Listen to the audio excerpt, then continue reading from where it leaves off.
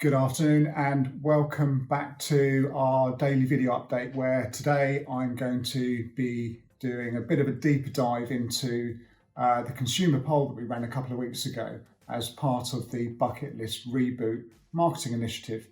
So as you might remember, the poll, Go or Stay, Have Your Say, was widely circulated across the industry. Through the members and some other supporters, we had over 4,200 responses, to be precise 4,264, with a 100% completion rate. So the data that we've got is really quite useful, and I'm hoping that some of the results that I'll cover off today will give you a bit of an insight into how consumers are actually thinking about travelling for the rest of this year and into next year. And hopefully there'll be some gems in there that you can use in your own marketing. I'm going to give you a few tips about that as well. So as I'm sure you can all appreciate, there's quite some detailed information here, so I will be reading some of these stats. And just to let you know that all of the regional reports are now available for you to download from the members intranet. And I would urge you to look at your own individual report, have a look to see what data is in there and whether you can take out any specifics that are relevant to your specific area in the country. Okay, so without further ado then, so over 4,200 responses, that was covering 26 regional airports. So that was a way that we could really get a good geographical feel for where people were responding from. 7 age demographics covered, and ultimately the top line stat really here is that 66% of the respondents said that they would be willing to travel this year if restrictions were lifted. So it's very positive. Of the rest, 17% still said they'd travel, but they're looking for a staycation, and 18% have said that they've cancelled all plans. So overall, I think it's really positive that the sentiment is still there to travel. 86% of the respondents said that COVID-19 would not stop them travelling abroad in 2021. So obviously, as we come out of recovery, there's a lot of positivity there for people to still get on a plane and go abroad. In terms of the destinations, the preferred destination, not unsurprisingly, is Spain. It absolutely hits the top of the list for all age demographics, followed by Greece, Turkey and Portugal from a short haul point of view. For longer haul destinations, Florida and Mexico were the most popular. And as we see, as you look into the stats, as people are looking to spend more, then obviously far away destinations such as Thailand and Australia, Malaysia, Asia in general, US, Florida and Orlando all score really highly. Over 3/4 of the respondents say that their holiday budget for the next 12 months either remains unchanged or they plan to spend more on holidays. And 65% said that they will do that, they will book their travel with a travel agent because they value the support and the advice they give. So again, some really positive indicators there. And interestingly, the younger age groups are more likely to travel abroad this year if restrictions are lifted. So next, I'm just going to give you a couple of comparisons from a regional point of view, where we start looking at the different data sets and comparing one area against the next. So from a regional point of view, Scotland has the highest percentage of people, that's 80%, who are more likely to use a travel agent to book their holiday. And possibly again, not unsurprisingly, London has the lowest percentage at 48%. So those in Scotland are obviously very, very keen to use a travel agent. The most cautious region was Northern Ireland, with 30% of respondents selecting Belfast as their main international airport. And those were people saying that they have actually cancelled their travel plans for the rest of this year. Interestingly, less than 50% of respondents selecting London airports said that they would use a travel agent to book their travel plans. So when we say London, that's Heathrow, Gatwick, Luton and Stansted.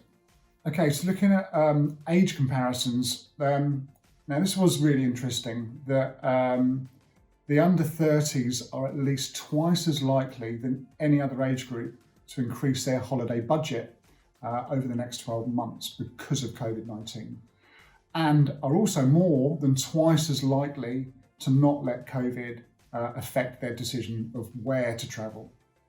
And at least 50% of every age group said it intends to book with a travel agent. Over 70s were the highest, with 79% of them saying that they would use a travel agent.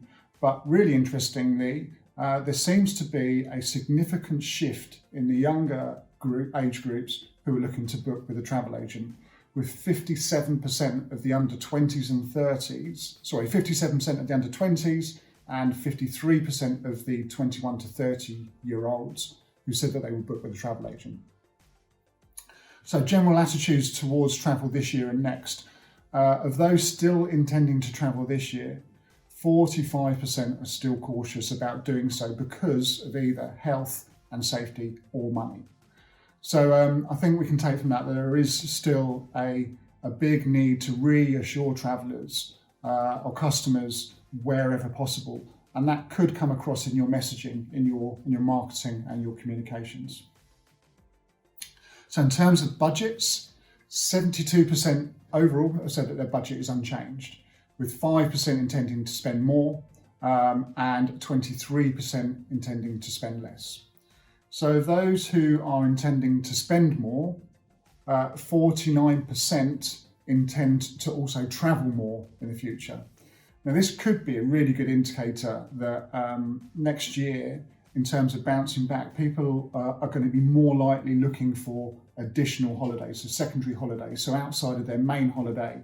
And this could be an opportunity to start promoting some shorter haul trips in addition to the main long haul trip, whether that's kind of experiential focused, cultural trips, food, wine, etc., etc. So that could be a good opportunity to get some incremental bookings, even out of your existing customers that might only book their main holiday with you. And not only are those people planning to spend more on travel, who are now also more likely to travel more, a lot of them are also looking to push the envelope, so to speak, and rewrite their bucket list.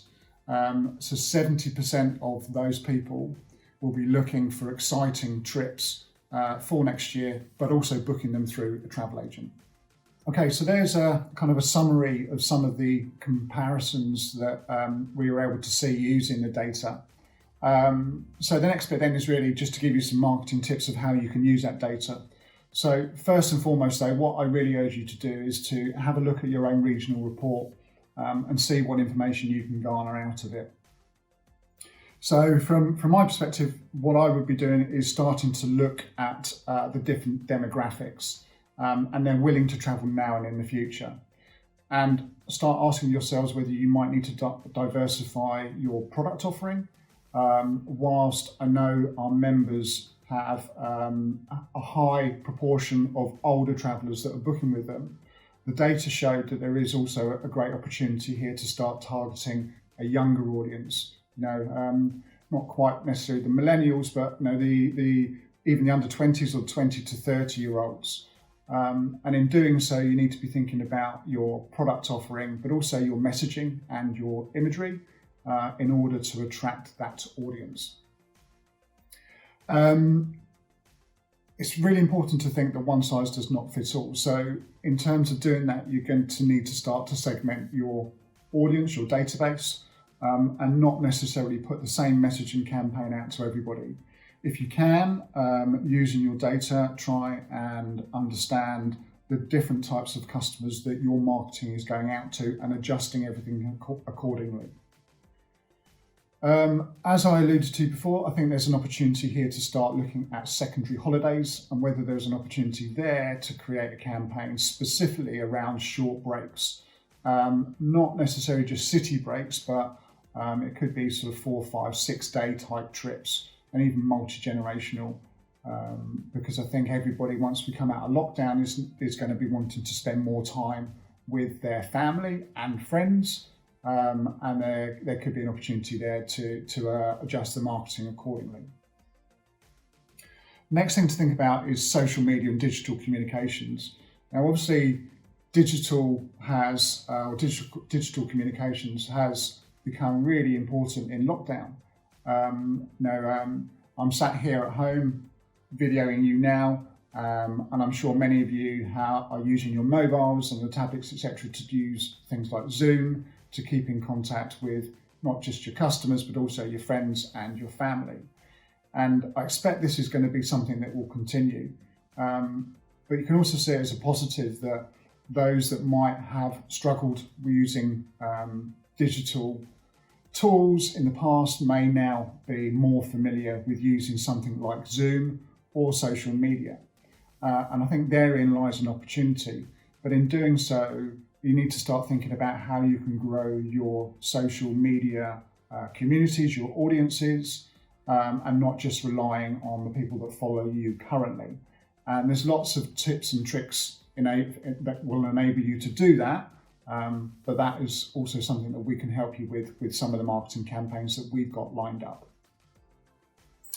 In terms of social media, then I think it's also really important to think about the channel and the channel that you're using for each demographic.